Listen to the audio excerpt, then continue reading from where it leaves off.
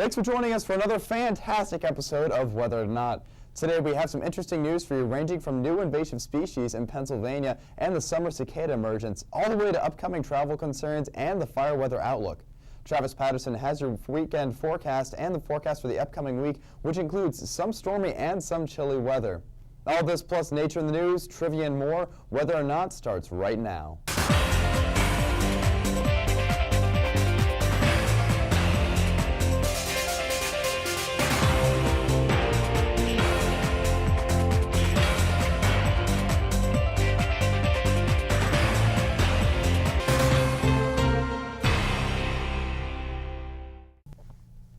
Hello and welcome to Weather or Not. I'm your host, Tom Bedard. And I'm your forecaster, Travis Patterson. Travis, the weather this past week has been absolutely gorgeous. Perfect summer weather. It has. Unfortunately, we have some changes along the way in this forecast. Could see some thunderstorms on Friday, and then the big story will be a cool down come Sunday with temperatures 15 degrees below average. 15 degrees below average. Now you have to tell me there has to be some hope on the horizon for nice weather again. There is some hope in the long run. As we end out the end of next week, we can actually see our temperatures climb back up to the mid-70s. Mid-70s, that's good. Well, you can tell us more about that in your forecast. For now, it's time for Nature in the News.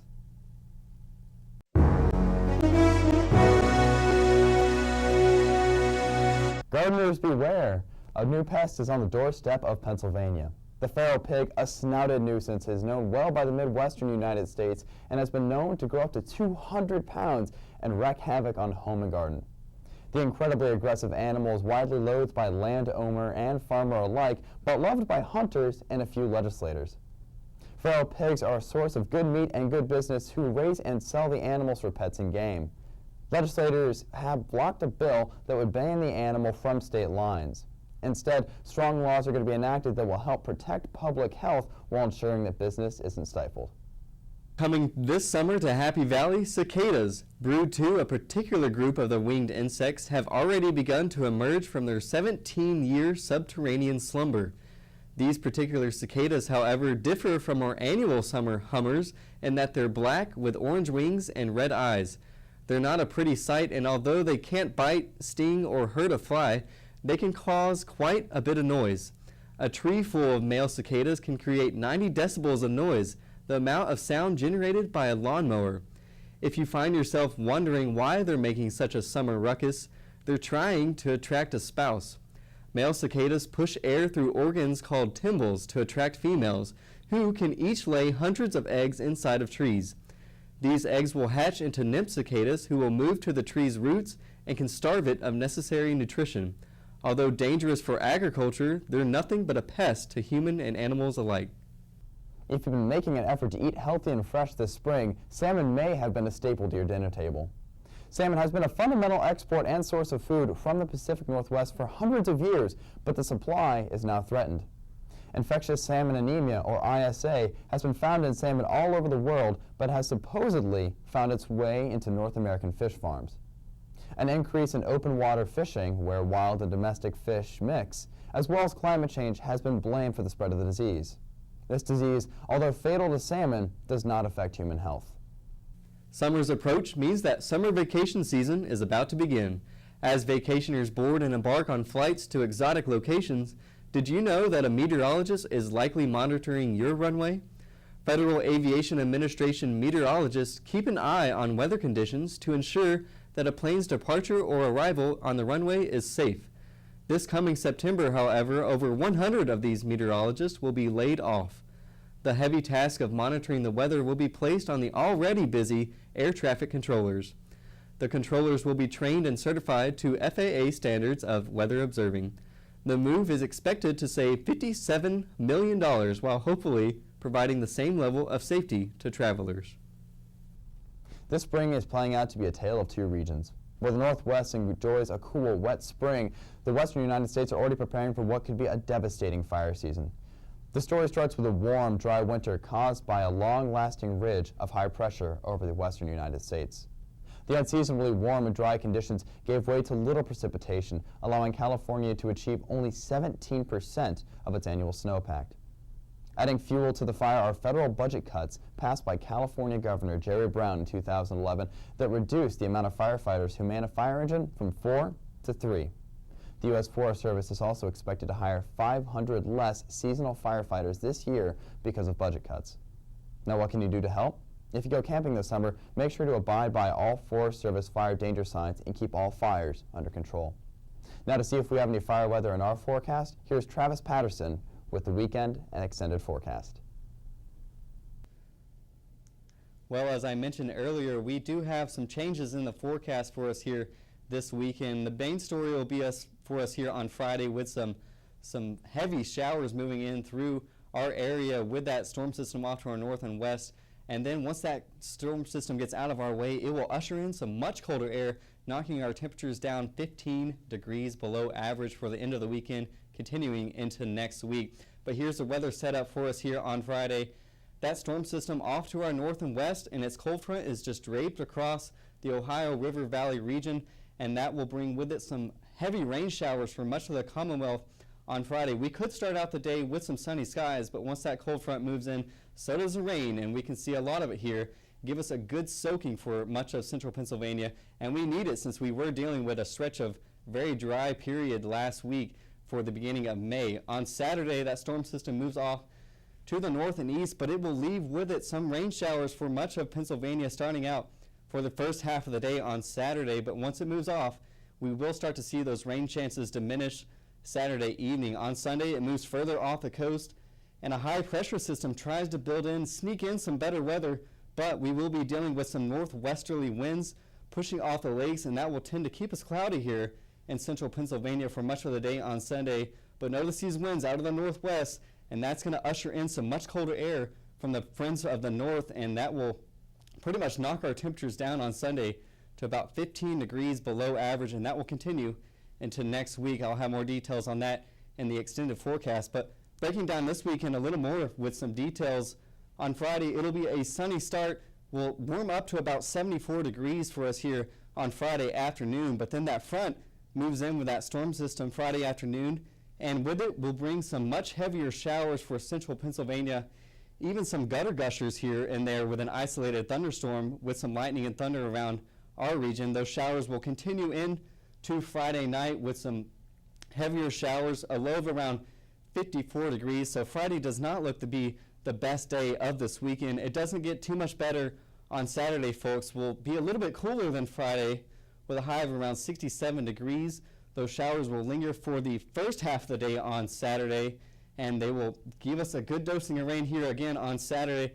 But as we head into Saturday night, we try to clear out just a little bit. We'll be left with some partly cloudy skies, and it will be a cool one of about 45 degrees, but we will be colder as we head into Sunday. Mother's Day doesn't look all that pleasant. We'll struggle to get into the 50s, a high of around 58 degrees if we make it there. Winter will tend to make a comeback, and those northwesterly winds off the lake will tend to keep us rather cloudy here in central Pennsylvania for much of the northeast even. So if you're taking mother out for a nice lunch or dinner on Sunday for Mother's Day, you might need to tell her to bring an extra jacket along and bundle up, because it will be a cold one. It'll be cold overnight as well, dipping down into the mid-30s. Even some freeze warnings I could see issued for Sunday night.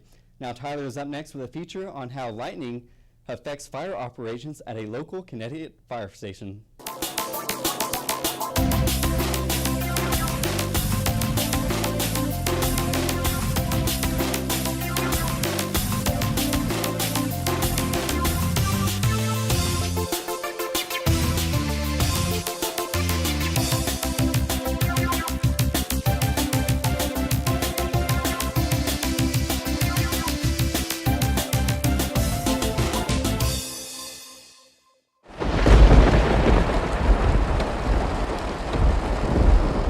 Each summer, nature unleashes its fury in the form of thunderstorms and tornadoes. Hundreds of lightning strikes can occur in the span of only one day of severe weather.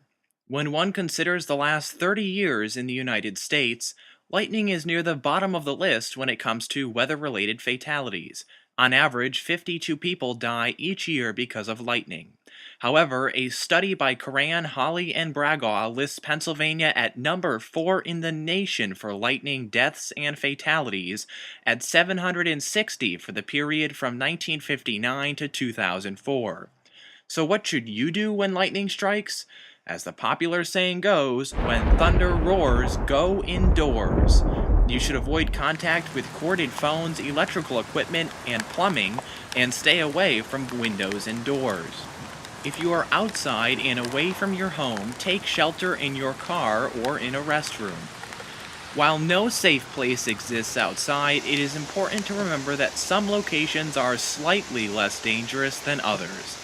In the event that no indoor shelter is available, avoid open fields and stay away from isolated tall trees or objects. Take cover in a low area away from water and metal. While most sensible people head indoors when lightning hits, others have a critical job to do that requires being outside. Public safety officials head out into the storm when emergency calls roll in.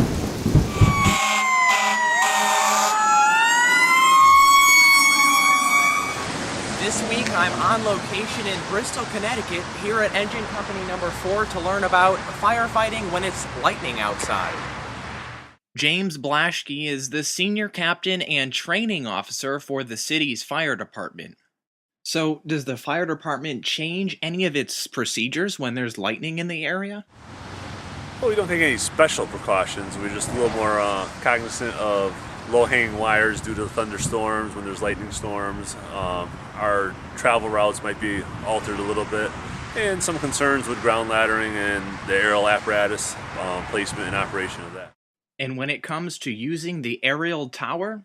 Only probably in a life safety instance. Other than that, we would seek other means to access the building, just due to the fact of it's basically becoming a giant lightning rod. So, for the fire department, the biggest impact from a thunderstorm is a much higher call volume. Lightning, unfortunately, generates business for us. When there's the big thunderheads that come through in the summertime, our call volume will go up due to the multiple lightning strikes, the high wind to go along with it, wires down, the difficult driving situations usually generate some motor vehicle accidents. So sometimes we'll put on additional manpower when we have the summer thunderheads come through. But other than that, it's usually business as usual during thunderstorms. Well, there you have it. Even when it's lightning outside, public safety officials head out into the storm to answer our emergency calls.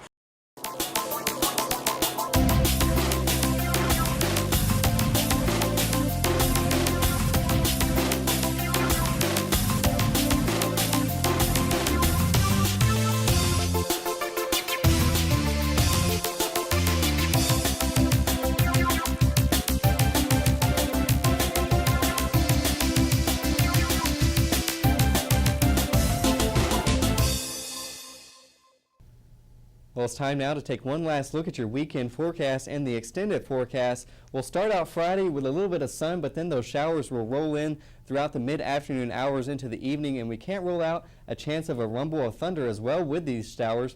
Will be rather warm on Friday with a high of 74 degrees. On Saturday, those showers will linger for the first half of the day with a high of around 67 degrees, but by day's end, those skies will clear out and will start the cold to move in on Sunday. Our highs will struggle to get out of the upper 50s on Sunday, then dipping down to 36 on Sunday night, and that cold will linger into the beginning of next week. On Monday, we'll see temperatures 15 degrees below average for this time of year. We'll see sunny skies on Tuesday, and we'll start the warming trend back up on Wednesday with some showers in the forecast by the end of the week.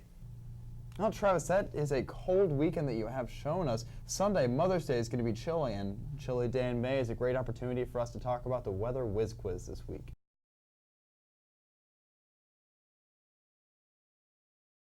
The quiz was, on May 2nd, 3 cities in Iowa broke all-time May snowfall records.